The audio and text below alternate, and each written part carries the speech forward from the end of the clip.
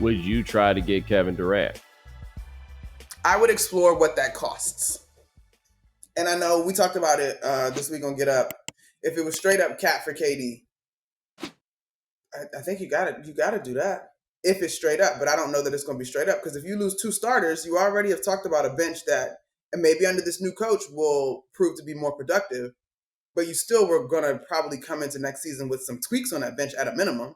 And if you roll out away from Cat, like, are you then in on Mitchell Robinson in terms of the extension? I would definitely explore it. If it's Cat for Kevin Durant, it's a no-brainer. I'm not exactly. I think the money is close enough where you can make it work, where it's reasonably close to being, even money. Because I think this is where Carl starts making like $60 million a year, and Durant's going to be at 55. Mm-hmm. I'm sure Durant wants an extension wherever he goes, because the one thing that you could say if you're the Knicks is, okay, we get Durant, we got 1 year left on the deal, we figure out what we do after. Carl has those 2 years left that maybe you don't want. But I am always leery of guys at Kevin Durant's age, and I'm always at some point, this isn't going to be like that anymore, right? Like, at some point, he's not going to be that dude. At some point, this is the guy that I think could score 30 points a game until the day he dies. I don't know how long he's going to be able to guard people, but I just feel like he's giving you 30 a night till the day he dies. And I don't think that you can play. I don't know if you feel the same way about this. I just don't feel like you can play Brunson and Towns together in big minutes in the playoffs as long as both of them are suspect defenders. Unless you're playing a team with similar weaknesses on that side of the ball, right? And you can match up and you cancel each other out. I agree with you. Like, that's going to be costly. And we keep saying the East is wide open, but let's say the Pacers are here to stay. That defense is continuing to improve. We've seen that this year. The Pistons defense improving. The Magic defense improving. Cleveland, be whatever they are come the postseason. During the regular season, that defense top notch, right? Whatever Boston's going to look like. Yeah, so I think it does pose a problem. Now, to your point, are you then offering a similar problem, though, depending on what version of KD is playing at this point? I will also add this, and I'm sure you know this. He did spurn the Knicks in that first big trade, so I don't even know if this is realistic. That's a fair point.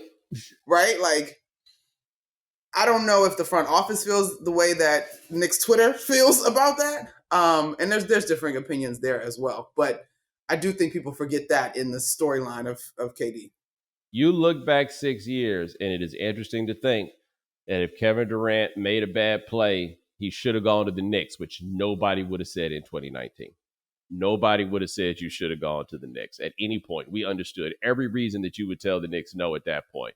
But it wasn't simply that he went to the Nets. It's that he went with his mans. And oh boy, I can't wait to watch that documentary. Hello? Now, it's funny you said that, though, because the one thing, I remember 2019, and I was like, why not be the guy? Like, I remember having that conversation. It was when I was starting to come around MSG, and we were talking about it that offseason, and I kept telling the guys, I was like, y'all, somebody is coming that's going to be willing to wear the crown and turn the brand around. Like, in an era where guys are so keenly aware of their brand, you can't tell me that somebody's not going to come. I was probably one of the few voices that was like, why not? Anyway, but this is where Julius Randle deserves credit in Knicks lore, because he was a big piece of the turnaround. I remember in 2021 when the building first got going there, and I remember it was interesting because the broadcasts were not doing any crowd shots because they still weren't fully populating the arenas. The only place they did them was New York City because it was back. Like, the Garden started looking like something because there's a whole generation that had never seen it before. Like, I think even for you had seen it a long, long, long time ago, but no like real contemporaneous recollection of it being like that. And I was like, somebody's going to be the one. It never would have dawned on me, though, that the somebody would turn out to be Jalen Brunson. Yeah. Right? Yeah. Like, he turned out to be the guy. He would be this good. Yes. And this is why I say Rick and I are cool, because our first interaction, Bo, once Jalen is acquired, first thing he says to me is, you think my son too small? I'm like, hold up. We can talk about it, but hold up. And at that point, it was when the idea of Brunson and Donovan Mitchell were being batted around, which I hated. But yeah, like, I you talk about documentaries you can't wait to see. The Brunson story. Like, to be debating whether he's already the greatest Knick, wherever you sit on that, fine. But that you're already starting to have that conversation 3 years in, That's mind blowing. It is a miniature version of the Steph Curry arc, right? And he's not Steph Curry. I'm not saying that. But at every level Steph Curry achieved, and the question was, or the thought was, well, he can't do it in the next place, right? Jalen Brunson was a National Player of the Year in college.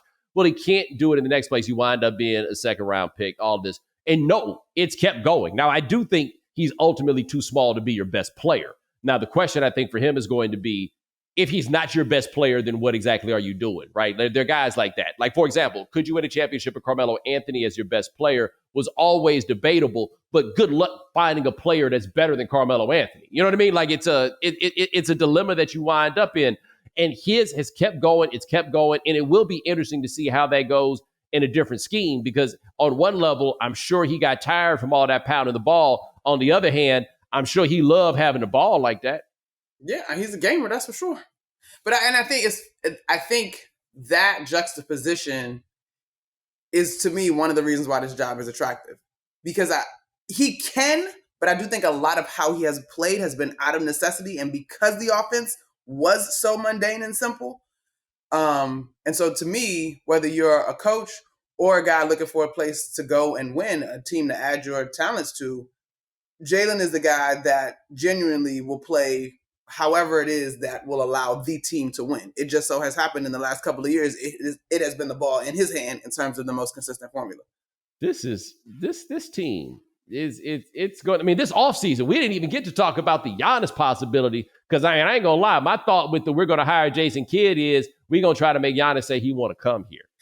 Everybody kept throwing that out there, and I was trying to go back down the line when Kidd got let go. I don't remember Giannis vouching heavily for Kidd one way or the other.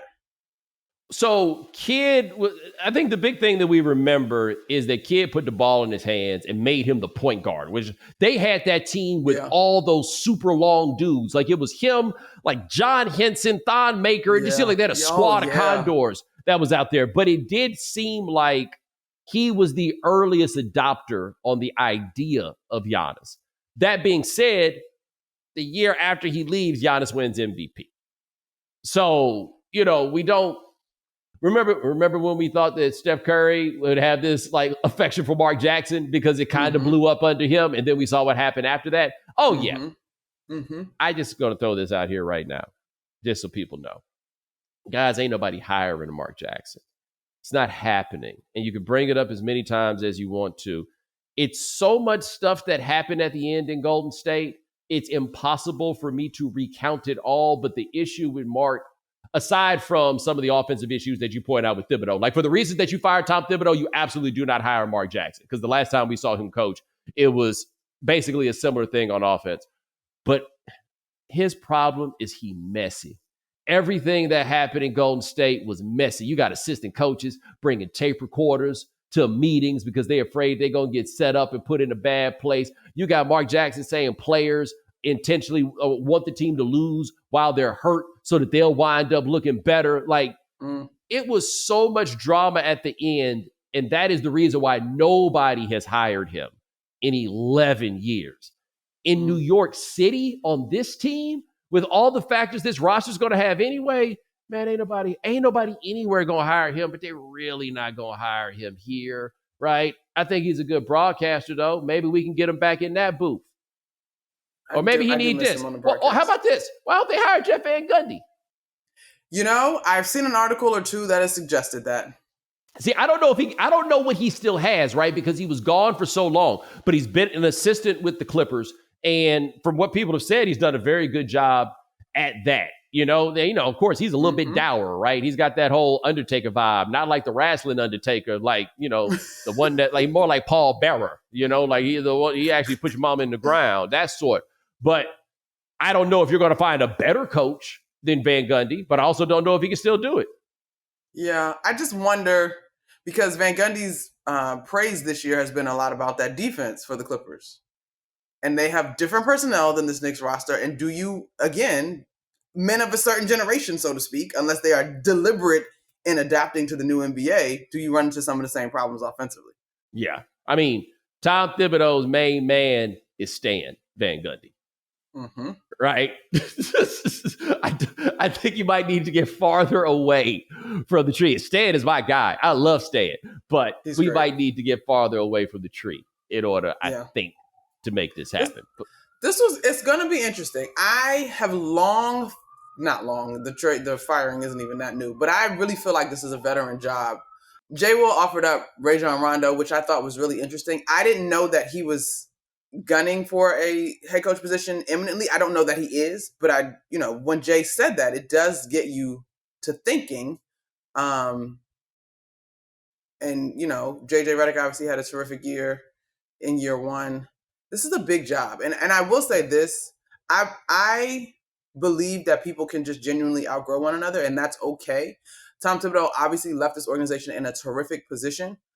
But this one, the next move is, shout out to our colleague Alan Hahn, who's like, the next move is Jenga. Because are you going to keep playing or are you about to knock it over? And it's fragile. So I do think, too, in the last 4 years, the front office has deserved some respect and some trust because they've done really well in terms of their decision making.